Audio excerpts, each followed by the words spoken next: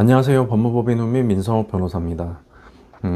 오늘은 법률 상담에 대해서 말씀을 드리겠습니다. 이제 변호사로부터 상담을 받고 싶은데 어떻게 상담을 받아야 되는지, 또 상담료는 얼마인지, 그리고 뭐 주의해야 될 사항들은 무엇인지 이런 것들을 말씀을 드리면 이제 실질적으로 좀 도움이 많이 될 것 같아서 오늘 주제를 이제 골랐습니다. 우선 법률 상담의 중요성을 아셔야 되는데요. 법률 상담은 사건 해결의 실마리를 찾는 첫 단추다. 네, 그렇죠. 그래서 여기에서 이제 첫 단추를 잘못 끼워서 방향을 잘못 잡으면 뭐 이제 사건이 산으로 갈 수밖에 없겠죠. 법적 분쟁은 단순한 말싸움과는 다르죠.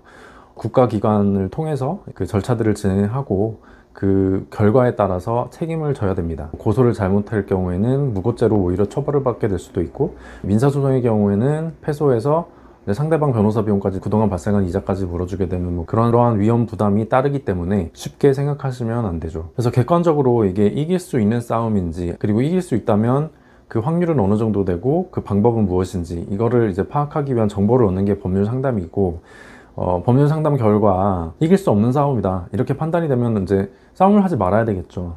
그렇기 때문에 법률 상담을 통해서 객관적이고 정확한 조언을 얻는 게 가장 중요합니다. 그런데 변호사 입장에서 법률 상담이 오면 아무래도 사건을 이제 수임으로 연결시키고자 하는 마음이 있을 수밖에 없어요.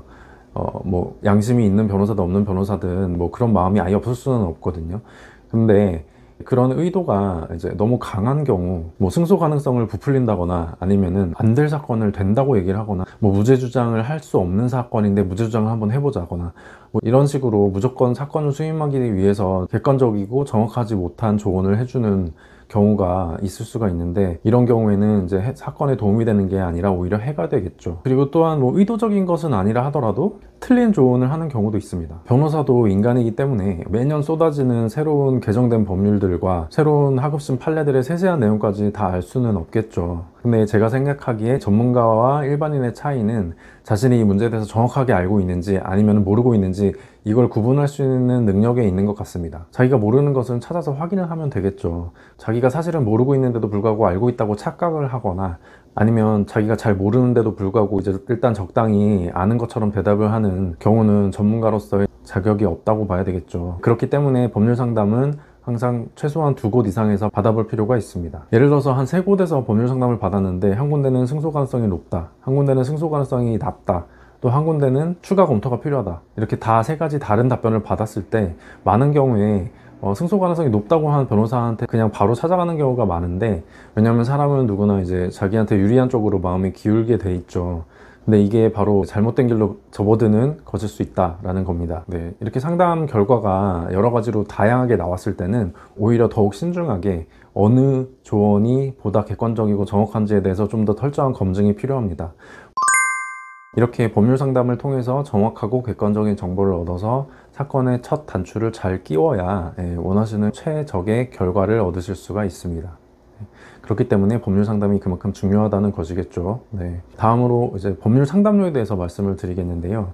인터넷에 뭐 보시면 법률 상담을 뭐 무료로 해준다 이런 사무실들도 많고, 또 법률 상담료가 뭐 기준이 딱 정해져 있는 게 아니라서 정확한 기준은 없지만 평균적으로 말씀을 드리자면 서초동의 법률 사무실들의 경우에는 일반적으로 법률 상담료를 시간당 한 10만 원에서 20만 원 사이로 정해두고 있는 경우가 많습니다. 그래서 법률 상담을 이제 예약을 잡으실 때 미리 법률 상담료가 얼마인지 확인을 하시고 가시는 게 좋겠죠. 그리고 이제 모든 사무실이 그런 건 아닌데, 법률 상담을 해서 상담료를 냈는데 여러 군데 비교해보고 그 사무실에 사건을 맡기게 되었다, 그러면은 이제 수임료에서 상담료를 공제해주는 경우가 많습니다.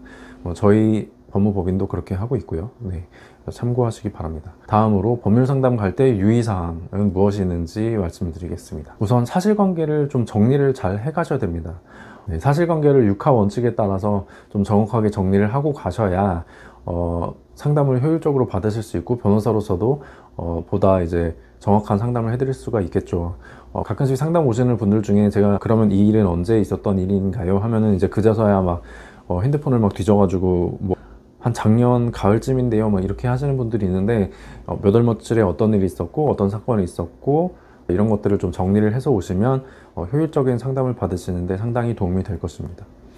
다음으로 이제 증거를 잘 정리를 해 오시는 건데, 네, 모든 법적 분쟁에 있어서는 증거 유무에 따라서 결론이 뒤바뀌게 됩니다. 그렇기 때문에 이 사건과 관련된 증거 자료가 있다면 전부 잘 정리를 하셔서 가져오시는 게 좋겠습니다.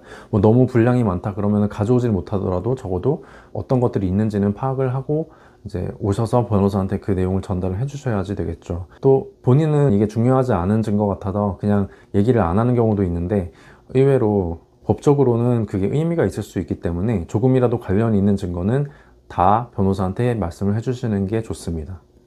그 다음에 특별히 궁금한 내용이 있으시다면 그 내용을 갖다가 좀 적어서 오시면 좋겠죠.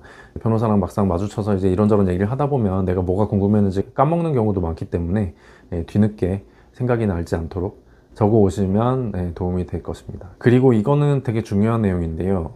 가끔씩 본인한테 불리한 내용들을 숨기는 경우가 있습니다. 불리한 내용을 얘기를 안 하면 변호사를 만날 필요가 없겠죠. 대부분의 법적 분쟁에서는 상대방이 있기 마련이고 상대방은 자신에게 유리한 주장과 증거들을 최대한 현출을 하겠죠. 그 상대방에게 유리한 증거는 결국 우리한테 불리한 증거들인데 소송이 진행 중인 과정에서 그런 게 드러나게 되면 변호사 입장에서 이제 수습을 하기가 상당히 쉽지가 않습니다. 그렇기 때문에 법률 상담을 갔을 때는 불리한 내용일수록 더욱 구체적이고 솔직하게 변호사한테 다 털어놓으시고 자료들도 전달을 하셔야 사건 방향을 올바로 잡을 수가 있고 최선의 결과를 얻으실 수가 있다.